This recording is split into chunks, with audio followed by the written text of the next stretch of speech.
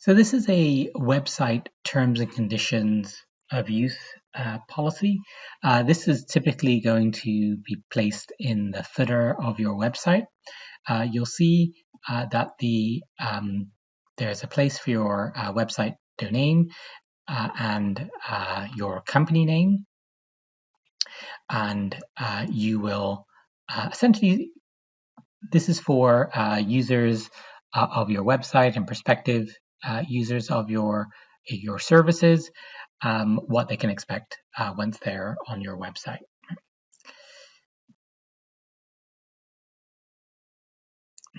So in the case of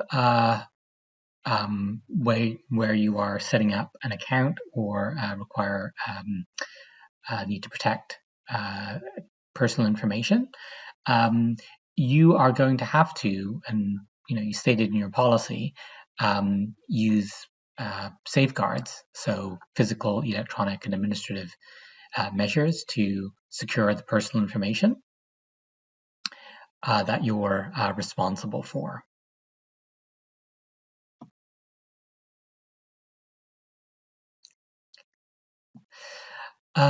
You can remove if necessary. I mean, if you have some interactive functions such as chat rooms or email functionality in your website, you can include this, or you may just leave it in there for now, and then when you build out your company, you can have that when you are up and running. If you have a privacy policy existing, you would link your privacy policy to your terms and conditions, because that's a more specific document relating specifically to personal information.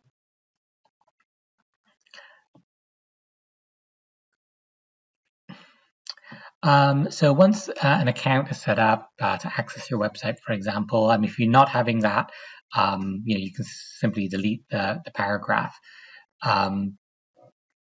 So it provides prohibitions regarding the violation of the security of the website, or disabling the website, and those types of things you would typically expect the user not to do. You have a clause on intellectual property rights and ownership, and you're claiming all of the rights associated with the design and functionality and content on your website. You have to allow some copying for personal and non-commercial use, but that can be pretty restricted to and very limited, as is provided in the exceptions here. In the event that you are using social media, you can place the social media that you're using in this text here.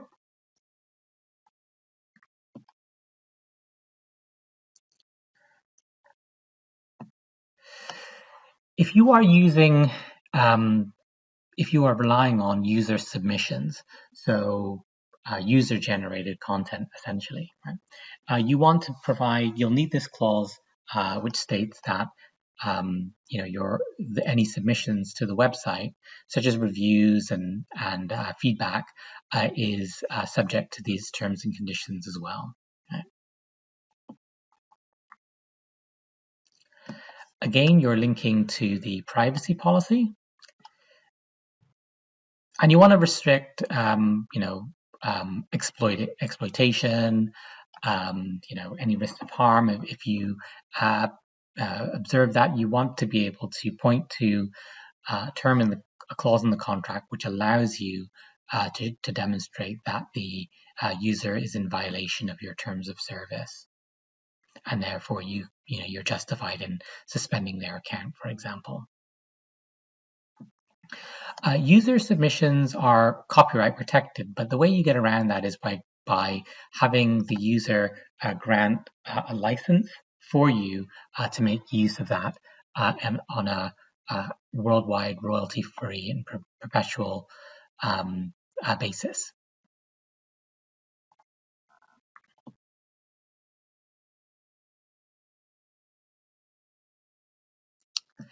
This clause relates to site monitoring, enforcement, suspension. This gives you broad discretion to refuse to post, remove user submissions under, as required, or terminate access to the website for any reason.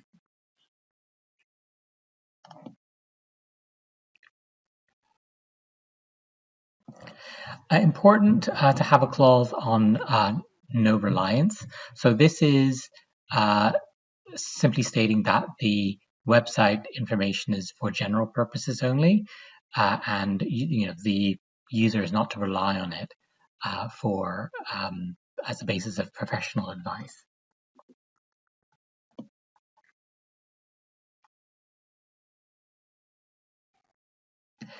Here's a clause referencing your privacy policy. So this is where you capture personal information via your website. You will need also to have a privacy policy in place, and you would put that on your site and link the two documents. If you are using cookies, it's advisable but not strictly necessary to have a policy on cookies. This is a clause on third-party websites if you are using them. If you're not using third-party websites, feel free to delete this paragraph. And here is a clause if you are making online purchases via the website. It may be subject to terms and conditions of sale.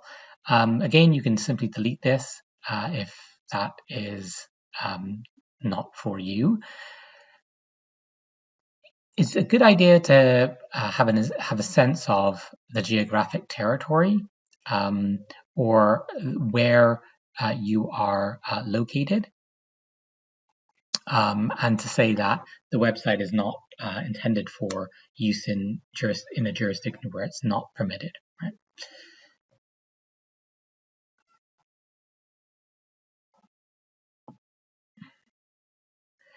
Again, your terms of website use will come with a disclaimer, and that is that the users use the website at their own risk. You're not claiming accuracy or verifying the validity of the content that you post, because if that's relied upon and you're negligent in that regard, you can be sued. So you don't want that. You want to disclaim that. So you limit, and here is a limitation of liability to, to the extent possible, exclude or limit your liability. An indemnification clause is here to protect you in the case that you're sued. Again, it really depends on case-by-case situation as to whether or not this term will hold if there's a litigation file, but it is better to have it in place than not. The governing law and choice of forum will be based on where you are located typically. You'll put your province and that you're located, and this will be the province where if there's a dispute, where it'll be resolved.